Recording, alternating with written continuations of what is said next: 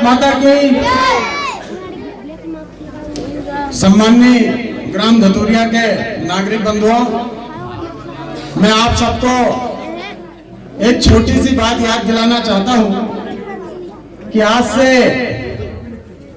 लगभग 2.5-3 साल पहले माननीय कैलाश भाई साहब इस गांव में आए थे। उस दिन कैलाश जी के साथ मैं भी था और यहाँ पर भगवान श्री राम के मंदिर की आधारशिला उस दिन कैलाश जी ने रखी थी। मैं ठीक हूं क्या?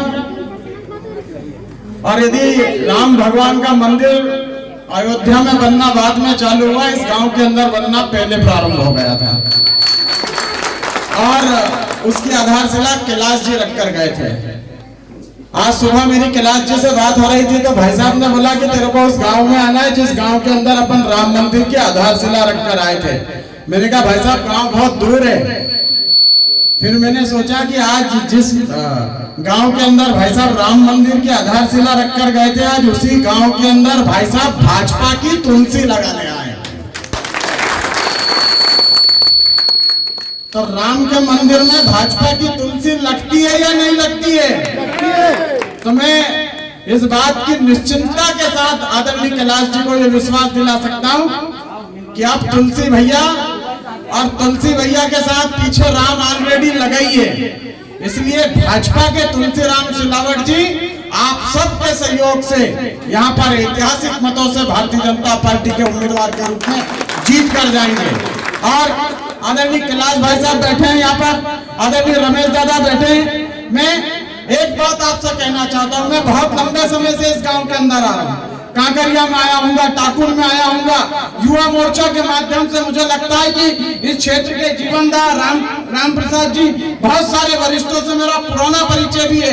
हमारे बहुत सारे लोग बैठे हैं। मुझे लगता है कि नाम बोलने जाऊंगा तो 25-50 नाम मैं यहाँ से इस मंच से कह सकता हूँ, किंतु मैं भारतीय जनता पार्टी के कार्यकर्ताओं से भी आग्रह करना चाहता हूँ और हमारे जो कांग्रेस के मित्र आज भारतीय जनता पार्टी में पहुंचे उनसे भी आग्रह करना चाहता हूँ कि हम मध्य प्रदेश को बचाने का युद्ध लड़ने जा रहे हैं। हम मध्य प्रदेश के किसानों के सम्मान को बचाने का युद्ध लड़ने जा रहे हैं। हो सकता है छोटा मोटा भेदभाव सब में रहता हो, छोटा मोटा मनमुटाव भी सब में रहता हो, किंतु अब ये जो चुनाव आने वाला है, ये जो आने वाला समय है, ये समय इस बात का है कि मध्य प्रदेश के अंदर आज से 1.5-2 साल पहले कांग्रेस के पूर्व अध्यक्ष श्री राहुल गांधी जी ने एक वचन दिया था। उन्होंने ऐसे मंच से गिनती गिनकर कहा था कि 1, 2, 3, 4, 5, 10 दिन में उन्होंने कहा था कि यदि 10 दिन के अंदर हमने किसानों का कर्जा माफ नहीं किया तो वे मध्य प्रदेश के मुख्यमंत्री को बदल देंगे। ये वचन माननीय राहुल गांधी जी ने दिया था, किंतु 10 महीने 12 महीने की सरकार के बाद भी किसानों का कर्जा तो माफ हुआ नहीं। कमलनाथ जी ने काम यह किया कि मुख्यमंत्री तो बदला नहीं, उन्होंने कांग्रेस का राष्ट्रीय अध्यक्ष ही बदल डाला। ये कांग्रेस जिसने किसानों से कहा, मैं आप सबसे पूछना चाहता हूं कि शिवराज जी की सरकार में ओला पड़ जाए, पाला पड़ जाए, किसानों को यदि जरा सी तकलीफ हो जाए तो मध्य प्रदेश के मुख्यमंत्री शिवराज जी और उनकी पूरी टीम खेतों के अंदर दौड़ लगाती थी या नहीं लगाती थी? किसानों के साथ खेती को फायदे का धंधा बनाने का काम मध्य प्रदेश की सरकार कर रही थी।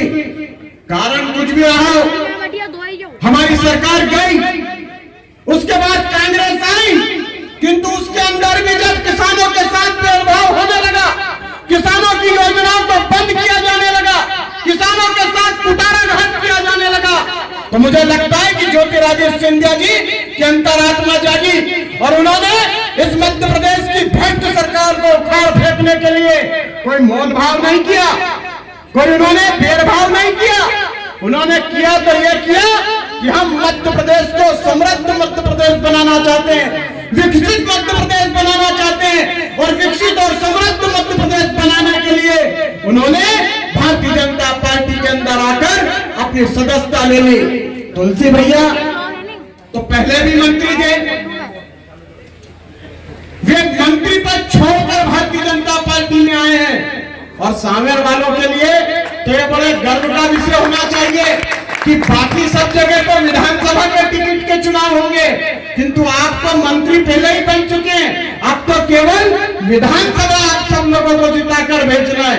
तो मैं आप सब लोगों से आग्रह करना चाहता हूँ, जिस समय की काल समय की परिस्थितियां आज आप महाराष्ट्र के हालात उठाकर देख लीजिए। महाराष्ट्र में जिस तेजी से कोरोना महामारी फैल रही है, उसके मूल में भी अगर आप जाकर झांक कर देखोगे तो यदि वहां भी भारतीय जनता पार्टी की आज सरकार होती तो शायद महाराष्ट्र में भी हम इस महामारी को इतना बढ़ने नहीं देते, क्योंकि आज मध्य प्रदेश में भारतीय जनता पार्टी की सरकार है, उत्तर प्रदेश में भारतीय जनता पार्टी की सरकार है, और जहां जहां भारतीय जनता पार्टी की सरकार है, जो एक धर्म विशेष के लोग इस कोरोना महामारी को फैलाने का षड्यंत्र कर रहे हैं, उनके षड्यंत्र को कुचलने का और उनके फन को कुचलने का मादा केवल भारतीय जनता पार्टी के लोगों में।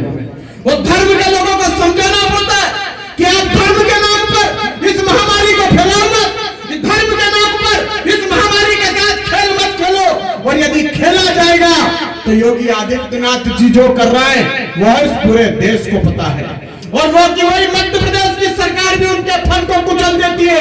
मैं इसलिए आप सबसे कहना चाहता हूँ, ये पूरा समय हम जो देख रहे हैं अंतरराष्ट्रीय स्तर पर हम देख रहे हैं, किंतु हम केवल आज किसानों की बात करेंगे। पहले किसानों का कर्जा 18% था, उसे 0% लेकर आने का काम भारतीय जनता पार्टी की सरकार ने किया। यहाँ पर छोटी चीजों का बीमा होता था, किंतु कभी किसी फसल का बीमा नहीं होता था। फसल बीमा कराने का काम पंडित अटल बिहारी वाजपेयी जी की सरकार ने किया था। मैं आप सबसे कहना चाहता हूँ, भारतीय जनता पार्टी की सरकार केवल विकास करती है। और आदरणीय कैलाश जी यहाँ पर बैठे, अभी चंदू भैया मुझे पता बता रहे थे कि दो रेलवे क्रॉसिंग क्रॉस कर इस धतोड़िया गांव में आना पड़ता है। मैं आप सबसे पूछना चाहता हूँ, आप में से कई लोग महू गए होंगे, वहाँ की रेलवे क्रॉसिंग भी आपने देखी होंगी, किंतु कैलाश जी जब वहाँ के विधायक बने तो उस रेलवे क्रॉसिंगों पर ब्रिज बना या नहीं बना? इसलिए कैलाश जी कभी किसी का उधार रखते नहीं। और मुझे लगता है कि सांवेर के अंदर इस चुनाव की जवाबदारी माननीय रमेश मेंदोला जी को दी गई है। और रमेश मेंदोला जी, आप सब जानते हैं कि कैलाश जी के हनुमान हैं। ये सांवेर वालों के लिए कितना बढ़िया विषय है कि तुलसी भैया को चुनाव जिताओ, रमेश जी कैलाश जी फ्री। इतना बढ़िया ऑफर कहीं मिल रहा है क्या? रमेश जी कैलाश जी दोनों फ्री, बढ़िया ऑफर है ना, एक के साथ एक का नहीं, एक के साथ 3 फ्री। तो मैं आप सबसे कहना चाहता हूँ, कांग्रेस के नेताओं की ज्यादा चिंता करने की जरूरत नहीं। वर्तमान समय को देखकर ऐसा लगता है कि कांग्रेस के तमाम नेता दिखने में उदारवादी, पहनावे में गांधीवादी, भाषणों में सुधारवादी, आदतों से सामंतवादी, किंतु कर्मों से आतंकवादी। इसलिए इन आतंकवादियों की चिंता करने की जरूरत नहीं। हमें विकास के साथ आना है, भारतीय जनता पार्टी के साथ आना है। और आपने सबने देखा होगा, मैं कई बार कहता भी हूँ कि जब शिवराज जी की सरकार थी तो गांव की जो सड़कें वो कैटरीना कैफ के गालों की तरह बना दी गई थी। बना दी गई थी कि नहीं बना दी गई थी? और अब वो सड़कें उठो गई हैं, सड़कें फैल गई हैं बारिश के अंदर।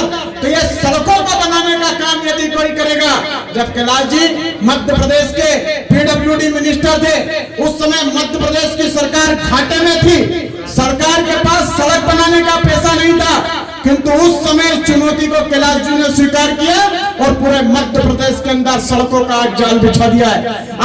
आपके गांव से बाहर निकलेंगे, ये टोल नाके पर जाएंगे, ये जो आप उज्जैन रोड देख रहे हैं, ये माननीय कैलाश जी जवर्गी जी की देन है। आप उधर से रतलाम चले जाइए, ये माननीय कैलाश जी की देन है। आप इंदौर के किसी भी और चले जाइए, सब और एक सड़कों का निर्माण है, एक बड़ा विकास है, तो उसके मूल के अंदर भारतीय जनता पार्टी है। इसलिए आप सब लोगों से आग्रह करने आया हूं कि राम के नाम पर आपने यहाँ पर मंदिर बनाया है, और राम के मंदिर में तुलसी जरूर विराजमान होना चाहिए।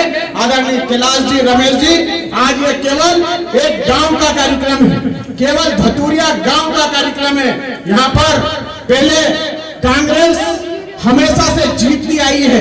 पिछले राजेश सोनकर जी के चुनाव में भी यहाँ पर हमको केवल 180 मत मिले थे, किंतु अब भारतीय जनता पार्टी की ताकत, यहाँ पे हमारे कुछ कांग्रेस के मित्र तुलसी भैया के साथ आए हैं, तो अब हमारी ताकत और बढ़ेगी। तो मैं आप सब की ओर से विश्वास दिला दूं कि ये पोलिंग भारतीय जनता पार्टी जीतेगा। जय जय सिया राम।